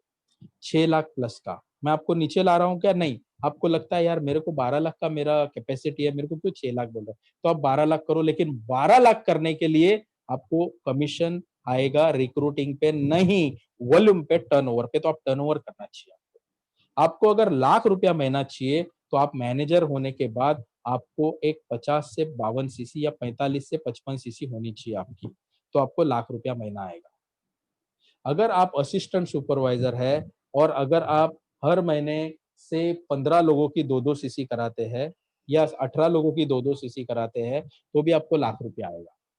तो 18 असिस्टेंट सुपरवाइजर अगर आप डायरेक्ट बनाते हैं, तो आपको ये मालूम होना चाहिए मेरे को लाख रुपया चाहिए तो कैसा आ सकता है। तो आपको ये मालूम होना चाहिए, तो आपको ये बेसिक बिजनेस प्लान समझ लेना चाहिए, आपको कमीशन कैसा आता है वो समझ लेना चाहिए, और उसके लिए आपको आपके जो सीनियर हैं उनसे बात करनी है, और इन केस वो नहीं, उनके पास नहीं पहुंच पाते तो मैं बैठा हूँ, तो आपको उनसे बात कर लेनी है ना? सो ये आपका इस साल का जो टारगेट है वो आप आज लिख लो, और कमिट करो कि ये मैं अचीव करूंगा। तो आपका जो ईयरली गोल है उसको आप क्वार्टरली में डिवाइड करो कि ये 3 महीने में क्या है। जितने भी असिस्टेंट सुपरवाइजर है, अगर आपको लगता है कि मुझे अभी मेरी को, मेरे बिजनेस को, मेरी फैमिली को और मेरी लाइफ को मुझे कैजुअली नहीं लेना है, मुझे थोड़ा सीरियसली कुछ करना है, क्योंकि जिंदगी का कोई भरोसा नहीं। मैंने ऋतुजा का आपको बता दिया, मुझे अभी भी बहुत बुरा लग रहा है। मेरा तो आज मूड भी नहीं था प्रेजेंटेशन का, but show must go on, life में ये होते रहता है। सो तो हमको ये देखना है कि मेरा जो क्वार्टरली गोल है, अगर आपको लगता है कि मैं लाइफ को कैजुअली नहीं ले रहा हूँ, मैं सीरियसली ले रहा हूँ, तो जितने भी असिस्टेंट सुपरवाइजर है, मेरा सजेशन है आप थोड़ा अपने आप को स्ट्रेच करके मैनेजर का गोल सेट कर लो पहले क्वार्टर में। पहले क्वार्टर में मैनेजर का गोल सेट कर लो। तकलीफ है क्या? मुश्किल है क्या? हाँ मुश्किल है, मुझे मालूम है। नामुमकिन है क्या? बिल्कुल नहीं। 4 महीने में तो मैं खुद बना था मैनेजर, तब मेरे को इतना कोई गाय नहीं था, इतना अर्जेंसी नहीं था। मेरे पास एक मेरा ट्रेडिशनल बिजनेस था, सालों से चल रहा, ये पैसे आ रहे थे, माइनस में था, लोन जा रहा था, वो बात अलग था, लेकिन इतना नहीं था। तो अभी आप बन सकते 3 महीने में इस सपोर्ट सिस्टम के साथ और इस एडवांस ट्रेनिंग के साथ। मेरा सजेशन है, नहीं 4 महीना होगा ना, क्वार्टरली किया तो 3 महीना। तो आप डिसाइड करो कि आपको मार्च में मैनेजर बनना है, अप्रैल में मैनेजर। पहला टारगेट जितने भी असिस्टेंट सुपरवाइजर है वो मैनेजर। मैनेजर दिसंबर का नहीं, दिसंबर में मैनेजर बनेंगे तो पैसा कभी आएगा। अब एक बार आपने सेट कर लिया, आइदर 31 मार्च या 30 अप्रैल को आपको मैनेजर बनना है, अभी कमिटमेंट की बात कर रहा हूँ, तो फिर आपको क्या करना है, आपको फाउंडेशन बहुत मजबूत डालना है, बहुत ज्यादा लोगों को रिक्रूट करना है। Recruiting retailing, recruiting retailing, recruiting retailing, लोगों से बात करनी है, उनको रिक्रूट करना है, उनको बात करना है, उनको सिखाना है, उनको ट्रेनिंग हम देंगे। आपके पास प्रोडक्ट के प्रेजेंटेशन ऑलरेडी है, आपके पास बिजनेस के प्रेजेंटेशन ऑलरेडी है। हमारे पास एक ट्रेनिंग है जयेश भाई की, जो न्यूट्रिशनल सप्लीमेंट के प्रोडक्ट है। अगर आपको अभी एग्जिस्टिंग, मुझे किसी ने भेजा था, वेट मैनेजमेंट स्किन केयर का भी ट्रेनिंग है, अपने ग्रुप का नहीं और किसी का है, लेकिन वो भी अच्छा है, कंपनी का ही ट्रेनिंग है। अगर आपको चाहिए तो वो भी हम दे देंगे, या हम दूसरा उसको रिकॉर्ड कर लेंगे, तो वो भी अपने पास है।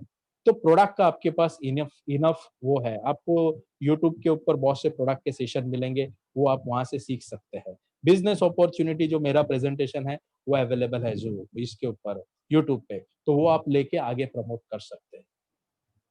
फाउंडेशन जो है ना आपका एकदम गहरा, पक्का और मजबूत होना चाहिए। और एक बार बोलता हूँ, फाउंडेशन आपका गहरा, पक्का और मजबूत होना चाहिए, ताकि वो सुनामी भी आवे तो हिले नहीं, ऐसा फाउंडेशन होना चाहिए। एक बार गहरा, पक्का, मजबूत होने के बाद उसको थोड़ा उसका विस्तार कर लेना चाहिए, उसका एक्सटेंशन या एक्सपांशन करना चाहिए आपको। तो आपको पहले आपको अच्छे 10, 12, 15 लोग आपको डायरेक्ट में चाहिए। 10, 12, 15 अच्छे असिस्टेंट सुपरवाइजर आपके बनते जो हर महीना 2, 4, 5, 10 सीसी में शुरू हो गए, तो आपका एक बहुत अच्छा गति पकड़ लेगा, एक मोमेंटम पकड़ लेगा बिज़नेस को।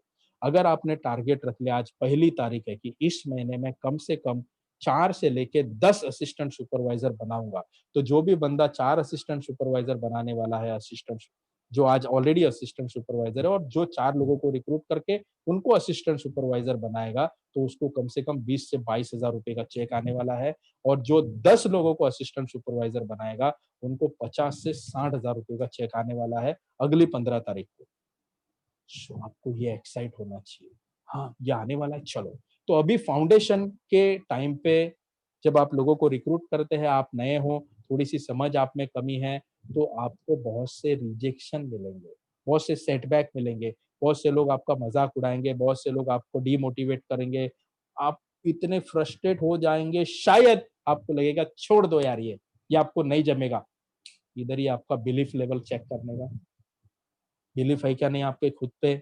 ये क्या पहाड़ तोड़ने वाला काम नहीं है। लोगों ने तो पहाड़ तोड़ के आपको जीतन कुमार मांझी क्या उनका नाम मांझी, उनका स्टोरी आपको मालूम है, पूरा पहाड़ अकेले ने तोड़ दिया। उसके ऊपर वो पिक्चर भी बनी है नवाजुद्दीन सिद्दीकी की, देखिए वो। उसका नाम मेरे को मालूम पिक्चर का नाम शायद मांझी ही था। देखिए कितने लोगों ने अनबिलीवेबल बातें की है दुनिया में। आपको तो क्या करना है, आपकी लाइफ चेंज करने के लिए एक अच्छा कुछ करना है, तो आप कीजिए। सो फाउंडेशन के ऊपर ध्यान दीजिए। फाउंडेशन जब आप डाल रहे हैं, फाउंडेशन बना रहे हैं, उस वक़्त में अपने आप को सँभालिए। आपको बहुत से नेगेटिव चीज़ें अटैक करेगी। आपकी फैमिली से आपको विरोध हो सकता है, आपके दोस्त आपका मज़ाक उड़ा सकते हैं, आपको आपका नज़रिया, आपका विश्वास और आपकी वचनबद्धता, एटीट्यूड, बिलीफ एंड कमिटमेंट ये 3 चीज़ को बार-बार, लगातार, हर बार उसके ऊपर बात करनी है, सोचनी है, सेल्फ टॉक करना है और अपने आप को सँभालना है, अपने आप को इम्यून रखना है। देखिए, ये मैं हमेशा परसों मैं एक बिल्डर के साथ बैठा था, वो मुझे लेके गया था। उसको हमने एक लंबा-चौड़ा ऑर्डर लेके आया मैं उससे। तो वो देखा उसको प्रोडक्ट का प्रेज़ेंटेशन हमने ऑलरेडी भेजा था, थोड़ा-सा देखा, तो थोड़ी कैज़ुअल बात कर रहा था। फिर मैंने उसको क्लोज़िंग में ये बात की, आप लोगों से बताता हूँ, क्योंकि वो ऑलरेडी वो जो बिल्डर है काफ़ी लंबा-चौड़ा आदमी है, फाइनेंशियली बहुत ही स्ट्रॉन्ग है। तो मैंने उसको बताया कि देखिए हेल्थ इज़ वेल्थ ये आपने बहुत बार सुना होगा, बहुत मुहावरे आए होंगे। लेकिन ये ऐसा हुआ है कि क्या बोलते हैं जो कोई सिक्का होता है ना, इतना घिस गया है कि वो हेड कौन-सा, टेल कौन-सा वो दिखता नहीं, ऐसा ये मुहावरा हो गया हेल्थ इज़ वेल्थ। लेकिन ये उस वक़्त समझ में आता है जब बंदा सचमुच उस तकलीफ में होता है, वो पीड़ा में होता है, जब कोई करीबी उस तकलीफ से जा रहा है ना, तब उसको समझ में आता है हेल्थ इज़ रियली वेल्थ। आप देखिए मैं हमेशा एग्ज़ाम्पल देता हूँ, हमने इस साल मतलब पिछले साल के शुरुआत में वो देखिए हमने ऋषि कपूर और तुम्हारे दूसरे कौन थे वो? ऋषि कपूर के नेक्स्ट मेरे ख़्याल से कुछ दिनों के बाद ही वो अभी मुझे नाम याद नहीं आ रहा है, बहुत अच्छा इरफ़ान खान। तो मुझे बहुत बुरा लगता है, इतना करोड़ों अरबों रुपया है लेकिन नहीं बचा पाए जान, तकलीफ में गए। जिनका हम बार-बार ज़िक्र करते धीरूभाई अंबानी का देखिए, कितने पैसे थे, नहीं बचा पाए पैसे। लास्ट के 10 साल धीरूभाई अंबानी की ज़िंदगी में ही वाज़ पैरालाइज़्ड अगर आपने उनका निकाल के देखा तो, खरबों रुपया है, लेकिन नहीं कर पा रहा है कुछ। Health is wealth. ये मैंने उसको बताया। वो बिल्डर को मैं जो बात कर रहा हूँ ना, ये मैं बातें आपको मैं सिखाने की, आपके कान में प्लांट करने की, दिमाग में प्लांट करने की कोशिश कर रहा हूँ। और जब हमने उनको बताया कि आपको मालूम है, अभी वो भी नवी मुंबई में रहता है, मैं भी नवी मुंबई रहता हूँ, मुंबई, नवी मुंबई, इतना पॉल्यूशन है। मैं एक दिन लेट नाइट मतलब ये लॉकडाउन के पहले की बात कर रहा हूँ। पूना से आओ या नासिक से आओ, जैसे आप नवी मुंबई पहले एंटर करोगे, उधर से आओ तो ईस्टर्न एक्सप्रेस हाईवे में आओगे, जैसे मुंबई के करीब-करीब आते मिडनाइट में अगर आप आओगे 3 साढ़े 3 बजे कभी और गाड़ी में से देखोगे सामने तो पूरा धुआँ-धुआँ, ऐसा लगता है वो हिमाचल में आ गए। मतलब क्या बर्फ रहता है यहाँ पे? सारा पॉल्यूशन रहता है, सब नीचे उतरता है, पॉइज़न है और ऐसे पॉइज़नस शहर में हम रह रहे हैं। कुछ कंट्रोल है हमारा? नहीं। हम लोग जो सब्जियाँ खा रहे हैं, वेज खा रहे हैं, नॉन-वेज खा रहे हैं और कुछ खा रहे हैं, सारा केमिकल बेस है। उसमें कुछ कंट्रोल है हमारा? पानी पी रहे हैं, केमिकल बेस्ड पानी, उसमें कुछ कंट्रोल है? नहीं। सांस ले रहे हैं, उसमें केमिकल है, कंट्रोल है? नहीं। चारों तरफ से अटैक हो रहा है। अभी ये कोरोना आ गया, कोरोना की वैक्सीन शायद आज, मेरे को मालूम नहीं, अभी प्रेजेंटेशन के पहले तक अनाउंस नहीं हुआ था, शायद आज आज ही वो डिक्लेयर हो जाएगा, इंडिया में पास हो गया, कल से शायद शुरू होगा, शायद मैं बोल रहा हूँ, शायद कल होगा, क्योंकि वो फाइनल स्टेज पे है अप्रूवल पे, उधर सब पत्रकार लोग वहां पे वेट कर रहे हैं। वो अभी इंडिया में अभी तक आई नहीं, उसका डुप्लीकेट आ गया मार्केट में, और इंटरपोल ने नोटिस दिया 194 कंट्रीज में कि इसका फेक वैक्सीन आया है। आप सोचो, लोग पैसा कमाने के लिए किस हद तक गिर गए हैं, और ये सब वो एक्सपेरिमेंट किस पे कर रहे हैं? हम पे कर रहे हैं। तो हमारे पास क्या ऑप्शन है? आपके पास करोड़ों रुपए, ये मैं बिल्डर को बता रहा हूँ, आप सोचो, मेरा कॉन्फिडेंस देखो, सामने वाला आदमी 10,000 करोड़ वाला आदमी बैठा है, लेकिन मैं अभी जो एटीट्यूड से बात कर रहा हूँ, वही एटीट्यूड से उससे बात कर रहा था। उसके पास लंबी चौड़ी गाड़ी, बाहर 3-3 गाड़ियां खड़ी थी, नाम भी मैं नहीं बता रहा हूँ, बड़ी बड़ी 1.5-1.5 करोड़ की गाड़ी उसको मैंने बताया कि ये सब चीज में आपके पास क्या ऑप्शन है? आपके पास एक ही आप बच सकते हैं। कैसे बच सकते हैं? आपकी इम्यून सिस्टम बढ़ा के, और इम्यून सिस्टम बढ़ाने के लिए दुनिया में सबसे बेस्ट अगर कुछ है तो ये है फॉरएवर लिविंग प्रोडक्ट, ये कुछ सप्लीमेंट्स।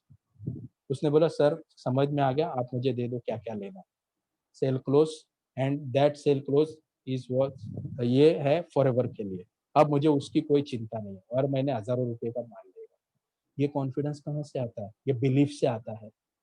ये जब हम वापरते हैं तब बिलीफ से डिलीवर करते हैं, और यही आपको करना है। जो मैं कर रहा हूं वो अगर आप करेंगे तो जो मुझे मिल रहा है वो आपको मिलेगा। मुझे क्या मिल रहा है? मुझे मिल रहा है सेटिस्फेक्शन। मुझे क्या मिल रहा है? मुझे मिल रहा है रिस्पेक्ट। मुझे, मेरी नजर में मेरा रिस्पेक्ट है, लोगों की नजर में मेरा रिस्पेक्ट है। मुझे क्या मिल रहा है? मुझे मिल रहा है मेरी घर चलाने के लिए एक अच्छा आमदनी। आपको और क्या चाहिए इंसान? ये सब कुछ आपको भी मिलेगा अगर जो मैं कर रहा हूं वो आप करेंगे तो। मैं आपको ये बताने की कोशिश कर रहा हूं, आप कितने ही मोटिवेटेड क्यों ना हो, बाजार में बहुत से नेगेटिव लोग हैं जो आपका एक सुई लगा के आपकी हवा निकाल देते हैं। आपको अपने आप को इम्यून रखना है, अपने आप को संभालना है, अपने आप को स्ट्रांग रखना है, अपने आप को मोटिवेटेड रखना है, और ये मोटिवेटेड आप ये ट्रेनिंग से रह सकते हो। और आपको डिसाइड करना है कि आपको क्या करना है, और उसके ऊपर आपको विश्वास करके करना है कि हाँ मैं ये कर रहा हूँ, मैं सही सिस्टम मैंने अभी अपनाई, आज तक मैं गलतियां कर रहा था, इसके बाद मैं गलती नहीं करूंगा, मैं बराबर से ये सिस्टमेटिकली काम करूंगा, और मैंने जो जो टारगेट्स मेरे सेट किए हैं उसके ऊपर मैं उसके हिसाब से काम करूंगा, और वो मैं सारे अचीव करूंगा। तो आपको ये जो पहला क्वार्टर है इस साल का, 3 महीने का क्वार्टर है, जनवरी फरवरी मार्च, इसमें आपका फाउंडेशन कैसे स्ट्रांग होगा ये देखिए। उसके बाद अपने पास टाइम कम है, मैं बार बार बोलता हूँ, कभी भी कुछ भी हो सकता है, अनसर्टेनिटी वातावरण में भरी हुई, कभी भी किसका भी विकेट उड़ सकता है। तो अभी क्या करना है? अपने को काम फास्ट करना है। तो पहला तो आपने, मैंने पहले क्वार्टर का आपको प्लान दे दिया। उसके बाद हर महीने में आपको 3 महीने बनाने हैं। 1 महीने में 3 महीने का काम, वो कैसा करना है? एक आपका अभी ये महीने के लिए फॉर एग्जांपल आपने जो भी टारगेट सेट किया, मान लो आपने टारगेट सेट किया जनवरी में आपको 20 सीसी करनी है, मान लो, एग्जांपल दे रहा हूँ।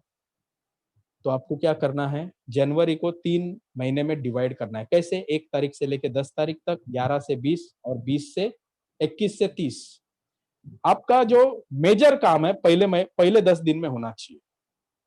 पहले 10 दिन में अगर आपका मेजर काम होता है तो आपको बाद में चिंता नहीं होती। बहुत बार लोग क्या करते हैं, सर नेक्स्ट मंथ से हम लोग करेंगे, तो नेक्स्ट मंथ आपका 11 तारीख से शुरू होगा।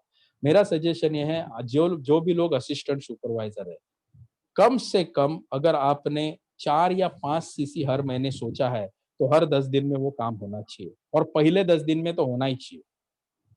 मैं सोचता हूँ कि जो भी बंदा पहले 10 दिन में 5 सीसी करेगा जनवरी से, उसको हम कुछ रिवॉर्ड देंगे। पहले 10 दिन में जो भी बंदा 5 सीसी करेगा, 5 सीसी, उसको हम एक रिवॉर्ड देंगे यहाँ पे पब्लिकली, ठीक है, प्रोडक्ट के रूप में। आप उसके लिए तैयार हो जाइए। आपको पहला प्लान ये है कि आपको ये साल का आपका जो भी टारगेट है उसको सेट करना है रुपीज में।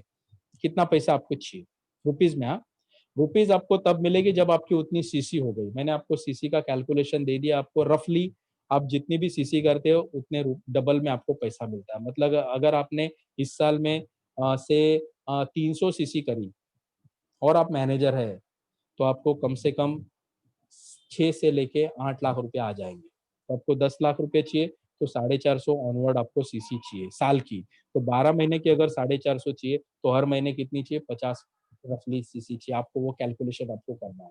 आप रुपीज़ में करो, आप उसको मंथली में डिवाइड करो, फिर पहिला आपको वो लेवल तक पहुँचना है तो क्वार्टरली आप कितना काम करो। तो पहिला आपको मैनेजर का टारगेट रखना है। फर्स्ट क्वार्टर में एटलीस्ट आप मैनेजर बन जाओ और आपके साथ में 2-3 बंदे ऐसे देखो जिनको सेकंड क्वार्टर में आपको मैनेजर बनाना है।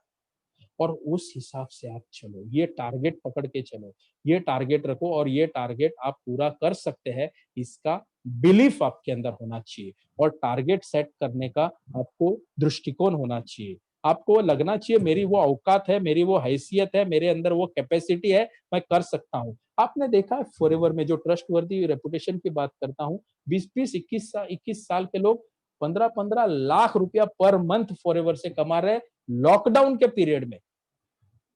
आपको क्या और इसका और प्रूफ क्या चाहिए आपको? क्या और टेस्टिमोनी चाहिए आपको मोटिवेशन के लिए?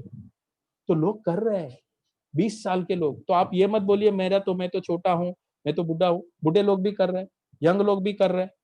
हर ऐज के लिए लोग कर जो काम करेगा उसको पैसा लेकिन काम करना चाहिए। सो आप ये अभी टारगेट सेट कीजिए और उस डायरेक्शन में आगे बढ़िए। मैं क्या करता हूँ, आपके माइक्स ऑन करता हूँ फिलहाल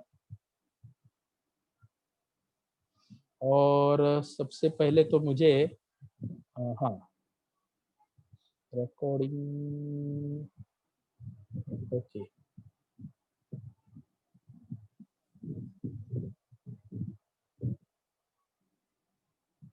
1 मिनट दीजिएगा मुझे।